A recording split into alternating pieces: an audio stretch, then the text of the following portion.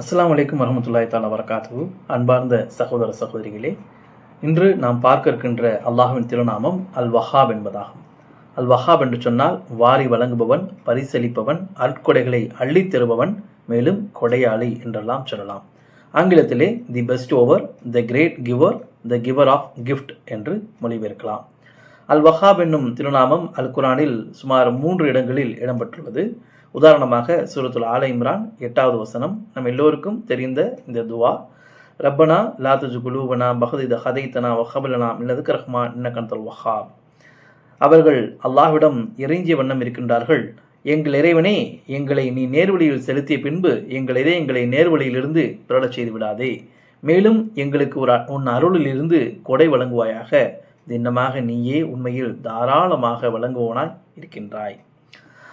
அல் வாஹிப் என்றால் வழங்குபவன் என்று பொருள். அல் வஹாப் என்றால் வாரி வாரி வழங்குபவன் என்று பொருள். அல் வஹாப் என்னும் திருநாமம் 2 முக்கியமான கருத்துக்களை தன்னுள்ளே கொண்டிருக்கிறது. ஒன்று, அல் வஹாப் என்னும் அல்லாஹ் தனது அடியார்களுக்கு பிரதிபலன் எதிர்பாராது வழங்குபவனாக இருக்கின்றான்.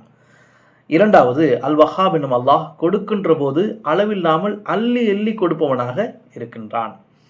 உதாரணத்திற்கு அல்லாஹ் சூரத்து நஹ்லில் 16வது வசனத்தில் இவ்வாறு குறிப்பிடுகிறான், وَإِن تَعُدُّوا نِعْمَةَ اللَّهِ لَا تُحْصُوهَا إِنَّ اللَّهَ لَغَفُورٌ رَحِيمٌ. அல்லாஹ்வின் அருட்கொடைகளை நீங்கள் எண்ணிட முயன்றால் அவற்றை உங்களால் எண்ணவே முடியாது. திண்ணமாக அல்லாஹ் பெரிதும் மன்னிப்பவனாகவும் கருணை புரிபவனாகவும் இருக்கின்றான். அல்லாஹ்வுடைய அருட்கொடைகள் 3 வகைப்படும். ஒன்று, ஹிபதுல் இசாத், நம்மை படைத்து இல்லாமலிருந்து இதோ இந்த இருப்புக்கு கொண்டு வந்துள்ளான். இது அல்லாஹ்வுடைய அருட்கொடைகளில் ஒன்று.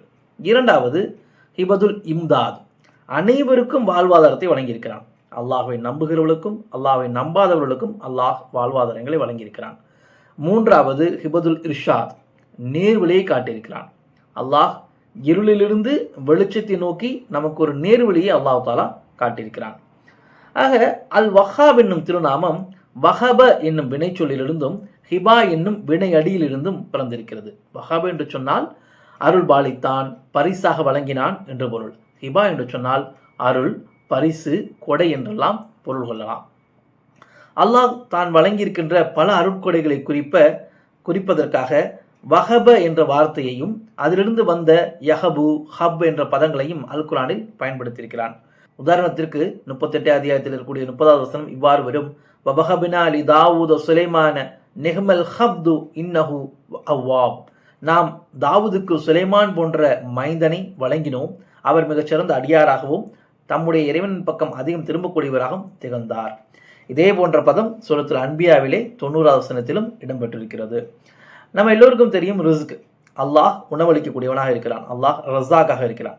ரிஸ்க் என்றாலும் ஹிபா என்றாலும் ஒரே பொருள் கொள்வதாக நம்மால் யூகிக்க முடியும். ஆனால் அப்படி அல்ல. ரிஸ்க் என்று சொன்னால் மனிதனுடைய முயற்சியை கொண்டு அல்லாஹ் வழங்குவான், அது ரிஸ்க். ஹிபா என்று சொன்னால் மனிதனுடைய எந்த விதமான முயற்சிகளுமே இன்றி அல்லாஹ் மனிதனுக்கு தேவையான எல்லாவற்றையும் கொடுப்பான், அதுதான் ஹிபா. ஆக முயற்சிகள் ஏதுமின்றி மனிதனுக்கு தேவையான அனைத்தையும் கொடுப்பவன் தான் இந்த அல் வஹாப். அல் வஹாப் என்னும் திருநாமம் நம்மிடம் எதிர்பார்க்கின்ற சில தன்மைகள் என்ன? ஒன்று, அளவில்லாமல் நம் மீது அருளப்பட்டிருக்கின்ற அருட்கொடைகளை சற்று நாம் எண்ணி பார்க்க வேண்டும். அந்த அருட்கொடைகளுக்காக அல்லாஹ்விடத்தில் அதிகமாக நாம் நன்றி செலுத்த வேண்டும். இரண்டாவது, நன்றி சொல்லும் வகையிலே நாம் நிறைய நற்கர்மங்களில் ஈடுபட வேண்டும். அல் வஹாப் என்னும் அல்லாஹ் நமக்கு பல வகைகளிலும் உபகாரம் செய்திருக்கிறான், உதவியும் புரிந்திருக்கிறான். அதே போல நாமும் சக மனிதர்களுக்கு உதவியாகவும் உபகாரம் செய்யக்கூடியவர்களாகவும் திகழ வேண்டும். இதெல்லாம் அல் வஹாப் என்னும் அல்லாஹ் நம் மீது கடமையாக்கியிருக்கின்ற சில நற்கர்மங்கள். எல்லாம் அல்ல அல்லாஹ் நம்முடைய நற்கர்மங்களை ஏற்றுக்கொள்வானாக. நாமும் தாராள குணமுடையவர்களாக திகழ்வதற்கு அல்லாஹ் தௌஃபீக் செய்வானாக என்று கூறி நிறைவு செய்து கொள்கிறேன். வாஹிர் தவானா அல்ஹம்துலில்லாஹி ரப்பில் ஆலமீன். அஸ்ஸலாமு அலைக்கும். فإذا فرغت فانصب وإلى ربك فارغب.